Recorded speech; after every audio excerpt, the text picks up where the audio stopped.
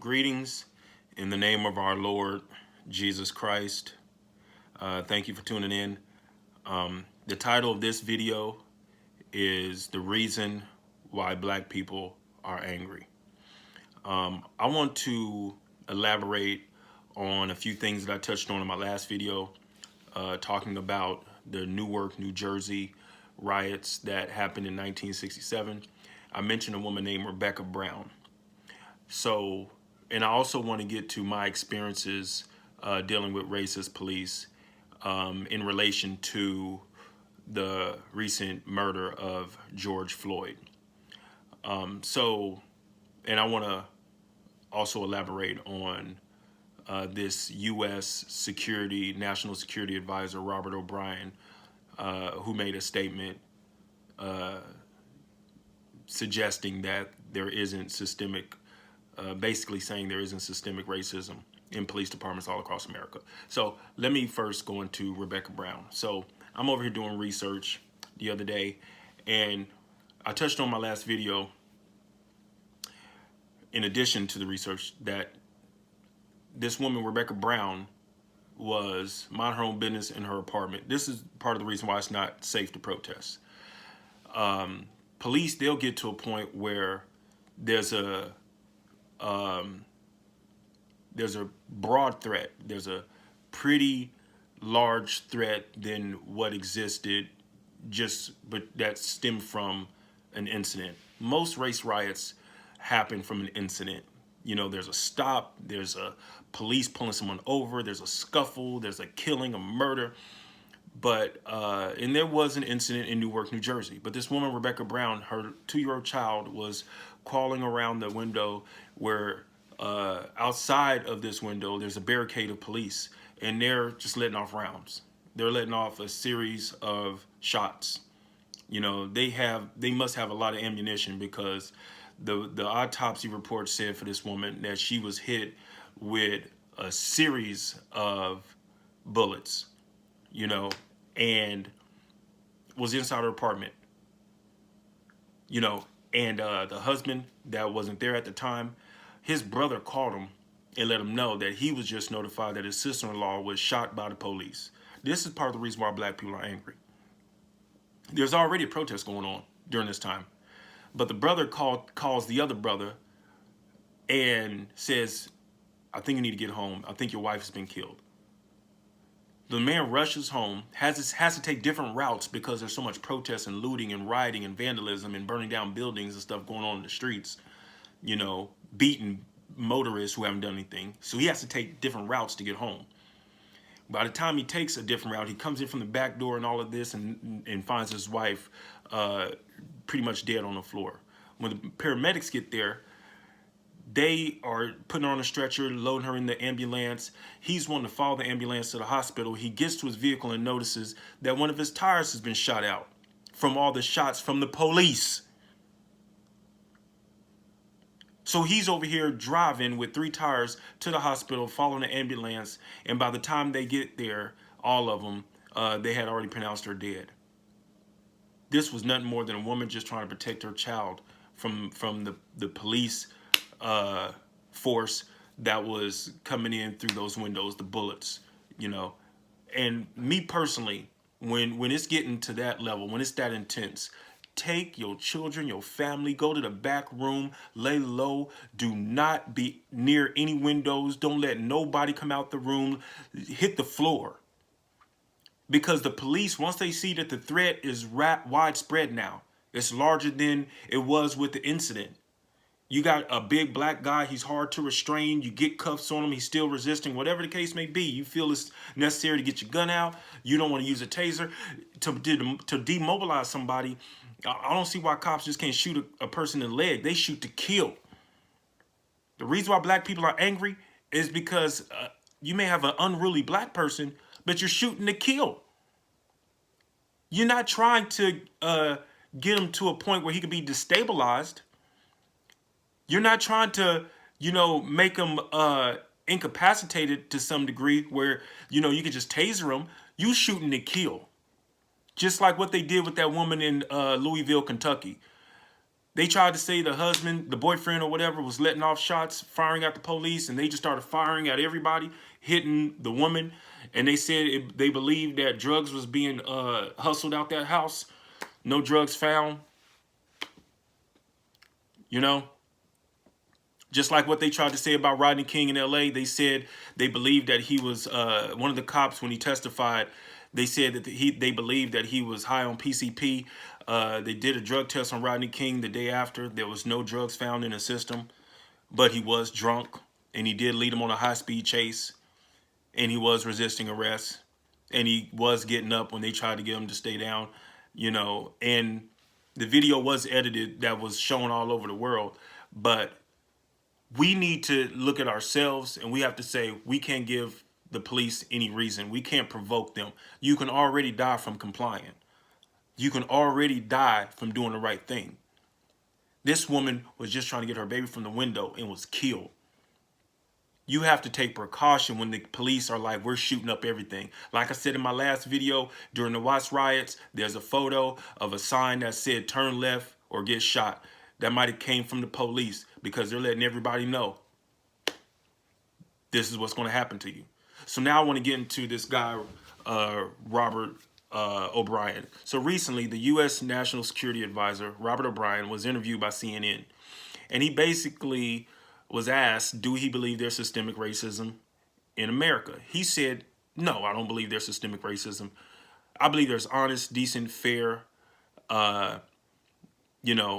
appropriate cops in police departments all over America. I believe that you have a few dirty apples, is what he said. A few dirty apples, really. Maybe it's because you ain't been through nothing. You ain't been through nothing. A lot of people that like to make these kind of statements, you ain't been through nothing. The reason why I can stand here and make these kind of statements is because I've been through stuff. I have actually had a gang unit pull me over once. Me and my friend, like back in 2006, it was like 3 of us. As a matter of fact, we were coming from a nightclub. Bent a corner, police was behind us. We actually saw them in a nearby area. We didn't think that we was going to be sweated because we wasn't doing nothing. We didn't think we was going to be bothered or whatever because we weren't doing anything illegal. We was coming from a club that was kind of dead. We thought it was going to be more people than what it was. It wasn't. We left. We decided we're going to go to another nightclub, and we get pulled over by the police, and they coming to the doors and opening it for us. I never will forget that. They were yanking on the doors. So every passenger has a cop, and they coming out with flashlights, yelling at us. Let me see your hands. Let me see your hands. Get them hands up. And we're like, what the heck, man? What the heck? We ain't even did nothing, man. What is you tripping on? And I remember I was in the front passenger. My friend was in the back, my other friend. And my boy that was driving, he was dirty. He was driving on a suspended. But at the same time, we getting that kind of treatment. It turns out it's the gang unit.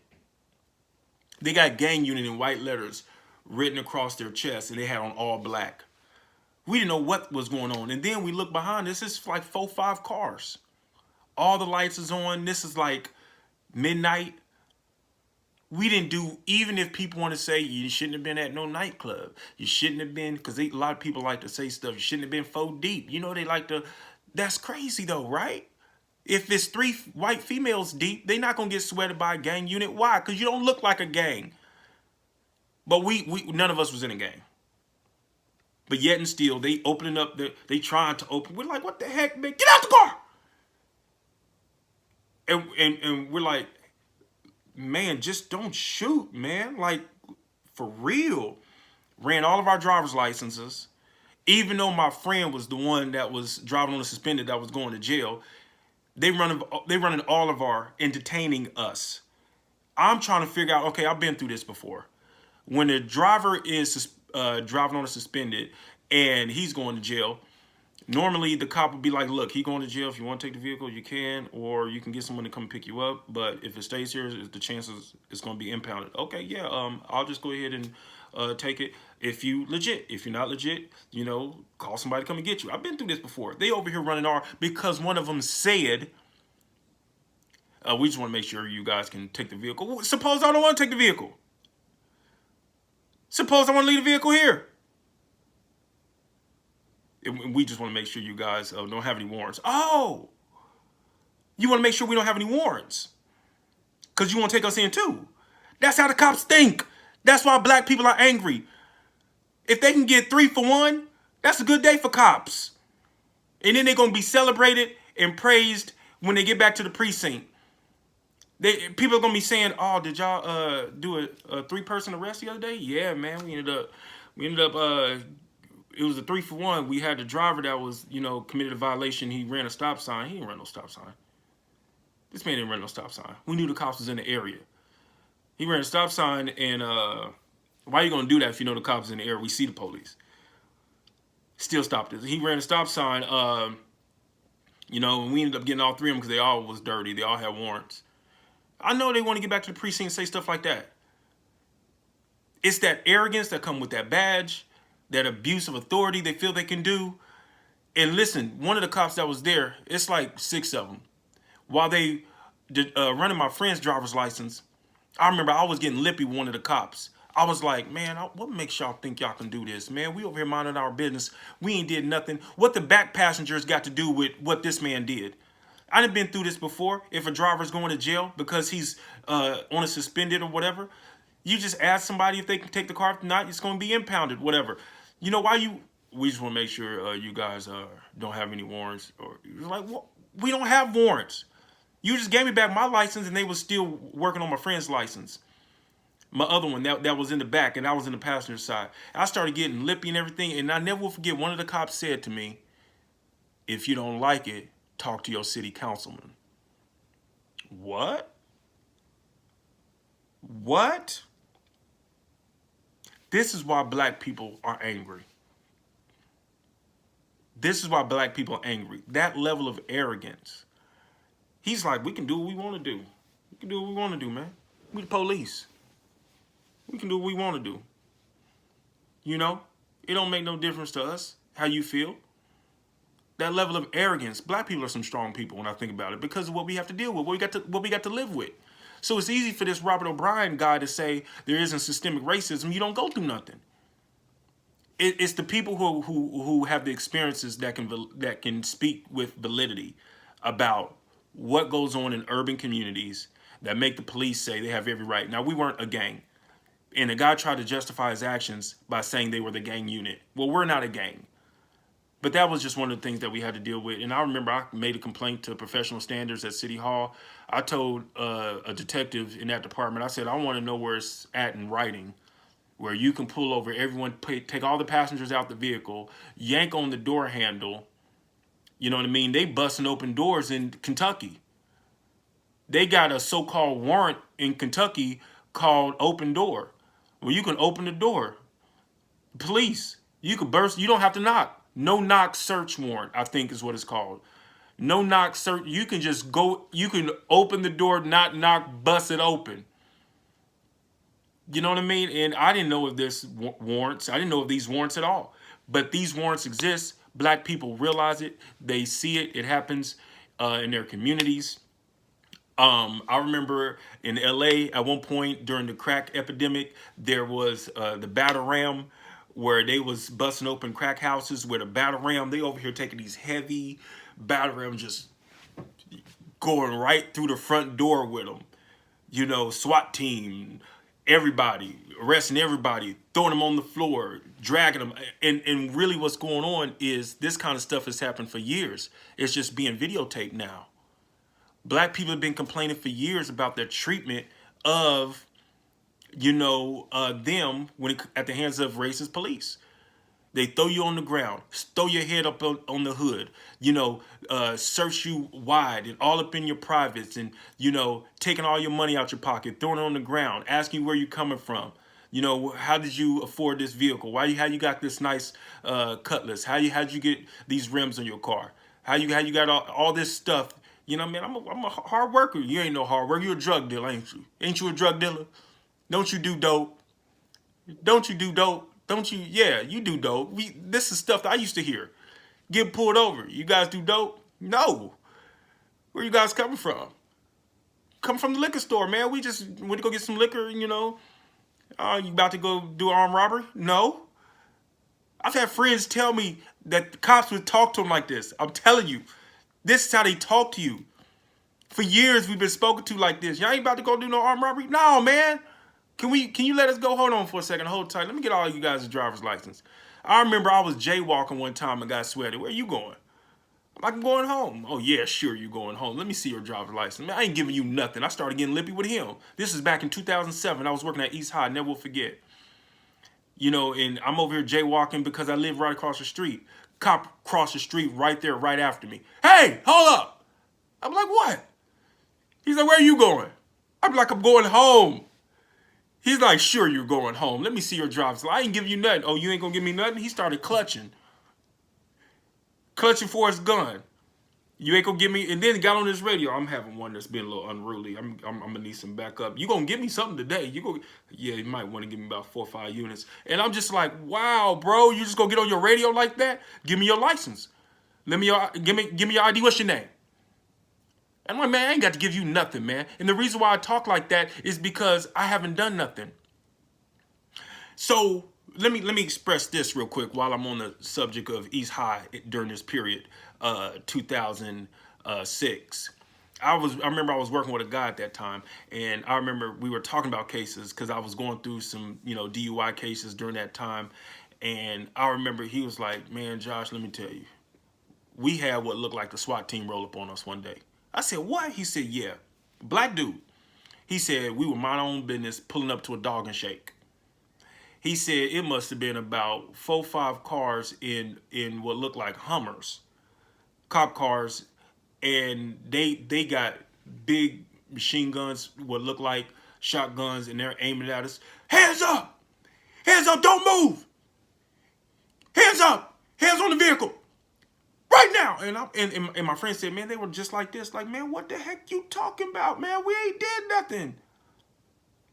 Just like how we was that day that I got pulled over by the gang unit. We was like, what the heck, man? And then later on, he tells me the cops said, they let him go, but the cops said that they fit the description of bank robbers. A recent bank robbery that matched their vehicle. Not even them, but the vehicle. See, white women riding down the street, they don't look like bank robbers. White women pulling up to a dog and shake, black women pulling up to a dog and shake, but whatever vehicle don't look like bank robbers. You never hear this stuff, but black men you do. And we getting tired of it. We're frustrated. The system doesn't work. You know what I mean? And I hate to say it, the brother of George Floyd that came out, I think yesterday, and said that we need to go to the voting polls. I got you. I understand. We can still go to the voting polls. We can take our frustration out on the voting polls. We can vote for a new president, whatever, that will change laws, not just the president, but the primaries, the judges, the city councilmen, all these people that are elected officials. We can do the best that we can, black people, and go to the voting polls and vote new people in office so we can have change legislation and ordinances and, law and all of that. But in many different cases, the system doesn't work. I hate to say it, but the system doesn't work. And more responsibility need to be put on this guy, Dereck Chavin, whatever his name is, Chavin, because he acted very poorly. He used very poor judgment by keeping his knee on this guy's neck, George Floyd, and letting him die. And we need to remember his legacy more so than anything. We need to remember that among all of these protests, among all of the anger, among all of the frustration, a guy died that didn't have to. And imagine if that was you. Imagine if that was you. There's so many black people in this country. Imagine if that was you. I know George Floyd probably wouldn't want me to die for his honor. He wouldn't want me to do things that's reckless. A counterfeit bill, that's not worth dying. Resisting arrest, that's not worth dying. You know what I mean? I very well will say some of those Manson women whose sentences got commuted by the California government, I would say they deserve to die more so than George Floyd. The women who killed Sharon Tate, a woman that was 8 months pregnant, and they got sentenced with the death penalty and then later had their sentences commuted. You killed an 8-month-old child in the womb, and the woman, and she begged for her life, and still had your sentence commuted. And then you got this Centoya Brown lady in Memphis, Tennessee, recently, who was released from prison. And this woman, at 16 years old, murdered a man, then robbed him, did 15 years in prison, had these civil rights attorneys and other people crusading for her cause to be released early and have her sentence commuted. You know, and they're crying the day they find out. They're calling her on the prison phone and saying, hey, did you hear the news? No, what happened? You getting released today. Just because she's a model inmate now. But the argument that they tried to use to get her lesser sentence was that she was borderline retarded and she couldn't understand anything. And she had many issues relating to psychiatrical elements of her brain. The doctors that came in and tried to say all kinds of stuff about her functionality, they said, you know, she wasn't thinking when she shot the man. You know, she was off, but she's a model citizen in the jail. She's a model inmate in the prison, and this is why the parole board need to opt for a grant the granting of her appeal so she can actually get an earlier release, because she was convicted of manslaughter, whatever, you know, and sentence was 25 to life, whatever, and then had that commuted. The fact that it was a woman. If it was a man, trust me, a black man, you wouldn't have had no civil rights attorneys. After robbing the man, you robbed the man. He was about to hurt me. I felt he was reaching for something. He was reaching for really. Now the woman is black. And I'm not trying to say that the woman didn't very well feel scared or whatever, and she decided that she was just going to kill the man because she was, you know, packing, or she used the same weapon that he was about to grab and shot the man. But all I'm saying is it's different when it comes to gender. It's different when it comes to races. The fact that she was a model inmate and they wanted to use that as the argument that she deserves an early release, but in the beginning they said that she was borderline retarded on why she doesn't need to be charged the same as a functioning adult. Come on. Come on. You think we stupid? You think black men stupid? You want to know why we angry? The injustices with women. A lot of people believe if that was a black man, you would have threw that man in there and kept him in there for life. He robbed the man. You wouldn't have been like he deserves an early release. You wouldn't have said that. After robbing the man, didn't matter what age you was, 16, 17, 18. So I just want everybody to understand this justice system is screwed up. Just like I said in my last video, there was a man that did 25, 30 years, you know, in Kansas City and was released for wrongful conviction. With DNA evidence and all of that, they was able to determine that this man didn't commit the crime. Well, it's 30 years after the fact. You can't give me that 30 years back, and we're just supposed to say, oh, it's the police made a mistake.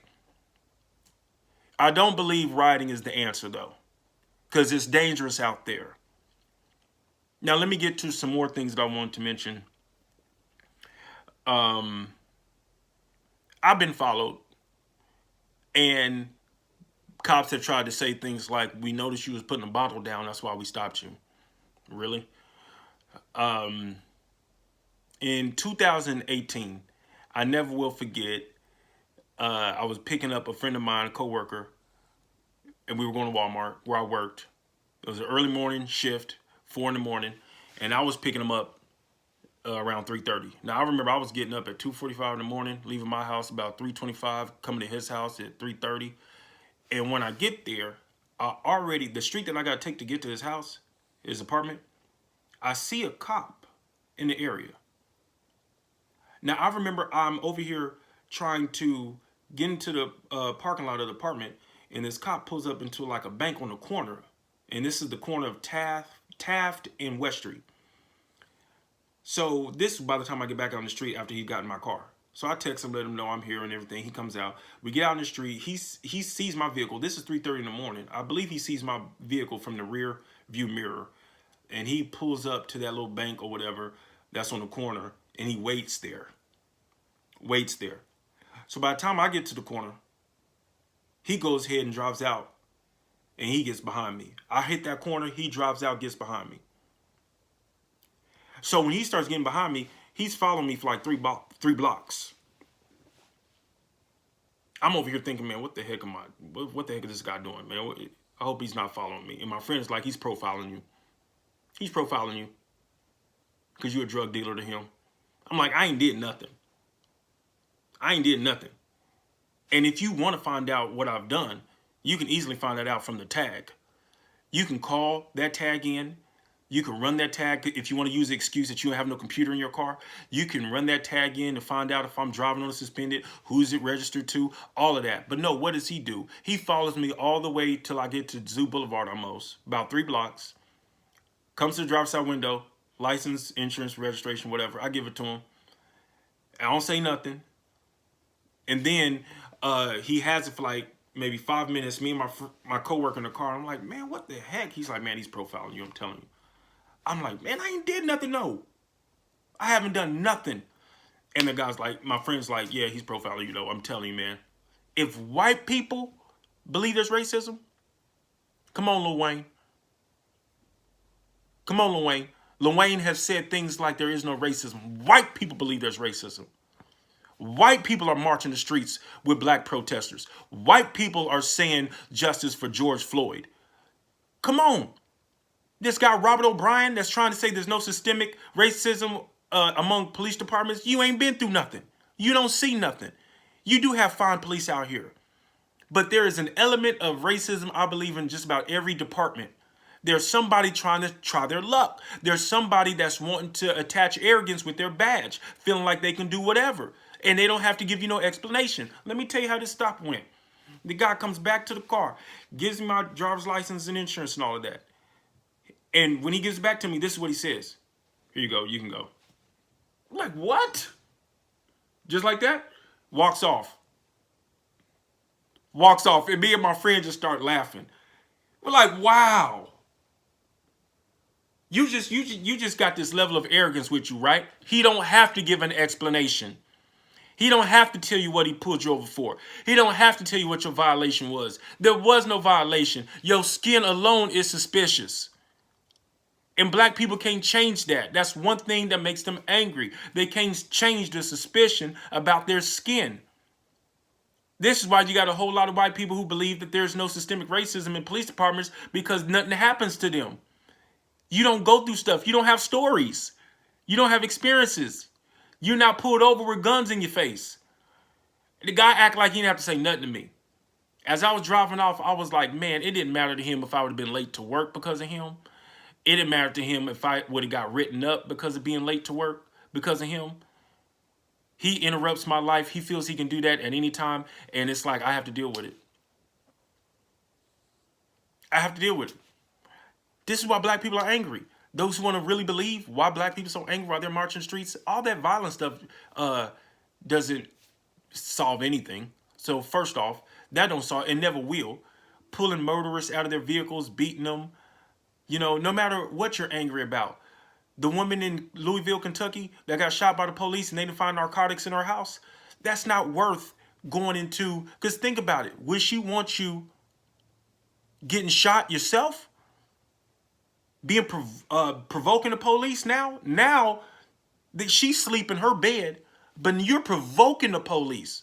Setting cars on fire, setting buildings on fire, waiting for them to collapse, going to other precincts. And when they start shooting out the tear gas and everything and you're coughing, you can't breathe, and somebody with a bottle of milk is trying to pour it on your face and all of that, you have to ask yourself, is it really worth it? Is it really worth it? So black people have been angry for years. A lot of this stuff that we're seeing on video, a person having their life choked out of them or live on video, this has been happening for years, and now it's just being filmed. So a lot of black people are realizing this has been happening for years, but the thing that makes us most angry is we're not believed about the level of racism. Nobody wants to believe us. Nobody wants to understand what we go through. You get tired of it. You lash out because you get tired of it, but it's still not the answer. And I strongly believe people should pray to God, let him find justice. Justice is going to be found God's own way. He's not going to leave it up to some police department, police precinct. He's not going to leave it up to some municipal court. He's not going to leave it up to some county court. He's not going to leave it up to some district judge, no DA office, because some of them can be so corrupt and crooked. You know, Obama had to find that out with the Ferguson Police Department during the Michael Brown riots. There were a lot of people that were dirty. You know what I mean?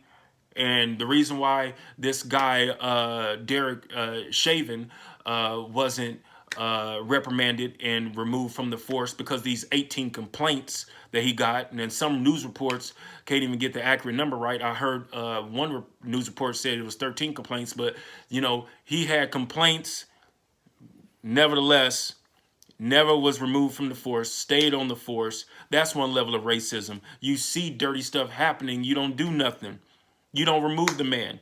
You know, this Louisville, Kentucky police chief recently, I think it was a couple days ago, he was fired from his job as police chief because he was instructing his officers to not turn on their camera as they engage with the protesters. And somebody found out about that, and they fired him. So they still acting dirty. But it's open season out there. It's open season. They're like, the threat is getting larger, so we're going to get bolder. And people really need to stop and think. Do you want to die because of the honor that you're trying to defend with George Floyd? Do you want to make this even more risky? The brother came out and said, go home. Stop this. Don't destroy your own community. Don't destroy your own neighborhoods. This is not the answer. Even if you go to the precincts, that's not the answer. And destroy that. It don't make no sense to destroy a grocery store and then next week, because you ran out of cereal, you go up there and realize, oh yeah, we destroyed that. Well, let me go 2 miles to the nearest one. It don't make no sense. They're going to do the same thing they did to you that they did during the LA riots. All those guys that was on the streets throwing bricks and rocks at motorists driving by at stoplights. Oh, months later, even if it take a year, they got that stuff on surveillance. They're going to pull you in the preliminary, ask you how do you plea after you've been arrested, tell you the video, show it to you. And what you're going to use as an excuse, I was angry. Well, you're still being hit with a battery charge. You're still being hit with, aggravated assault. So to me, it makes more sense just to stay calm, get away from the windows, go in your house, lay low if you got the barricades outside, protest peacefully, but don't interfere with the traffic out there blocking the streets. Suppose that was you. Suppose that was you. You just trying to get home. You just trying to get to your children. You've been at work all day. How can you really blame that semi driver the other day that ran full speed to those protesters? He got a job to do. You just gonna flood the bridge, right? And it's over water, and they can't go nowhere. And I ain't even gonna lie to you. When I first heard about it, I thought about that protest that happened in North Carolina, South Carolina, one of the two, where that girl was killed. That driver just ran over the crowd, ran full speed, and one of the girls was killed. I feel for her. I feel for the family. I feel for the family of George Floyd. I pray for the family. I hope they find resolve and, peace during this time of grief. I hope their grief subsides. I hope they look at all the outpouring of love from community members and even the police, some of them that's been coming together and marching and protesting with the peaceful demonstrators and in solidarity, and they're saying we're in this together. We're going to march with y'all. We're going to take a knee. We're going to pray. That little ceremony that they had at the memorial site of George Floyd, where all of them were down on their knees and they were emulating the brother who was down on his knees praying. That was beautiful. I don't know how many people was down on their knees praying, but a lot of them was on their knees. They were copying the same actions of the brother. That was beautiful. The brother was giving his condolences and everything, and then he got down on his knees, and after every move he made, the crowd was making. They got down on their knees. And that's what God wants to see. Pray. Pray. Pray that God brings justice. Pray that he changes things his way. It may not happen the same way as the DA's office or the county commissioner's office. It may not happen that same way, but it'd be in a way that you can learn to appreciate because it was divine. It was supernatural. I'm praying that God bring justice his way because I know that nothing is too hard for him, as it says in Jeremiah. Is there anything too hard for God? Nothing is too hard for God. Nothing. He can do the impossible. He can do the impossible. And God likes to act when it gets impossible. If you don't believe me, just look up that story of Lazarus. The Bible says that Jesus stayed gone for the sake of the belief of the disciples. He said, I stayed gone for your sake. Because up until now, I hadn't raised nobody from the dead. And you don't do any praying and fasting in your private time. The only time you pray and fast is when you're with me. So I figure I can make you probably more to a believer once you see how much of the truth I am. I got to be the truth because I raised somebody from the dead. You ain't seen nobody do that before me, and you ain't seen me do that since you've been with me. So watch this. Lazarus, come forth. Didn't even touch him. Some man came to Jesus one time saying, I need you to come to my son and lay your hand on him. Jesus ain't got to touch him. He ain't got to come near him. He said, go, your son, your faith made your son whole. Go. Go in peace. Jesus ain't got to go nowhere. Martha, the sister of Lazarus, she said, Lord, if you would have been here, my brother wouldn't have died. He didn't have to be there. But when he got ready to go back, he says, let us go back to Bethany and let us go and awake Lazarus. He wanted to work when it was impossible for the sake of people believing. God will work when it is impossible. We will come together as a community. We will put all this behind us. We will use George Floyd's legacy as a symbol to gather all of us, police, community members, and be one loving family by God's will. I truly believe that. I want to thank you for watching. Subscribe to my channel and pray that this COVID-19 go away and that all of us find the faith to resort to God, to consult to him during a crisis. Thank you.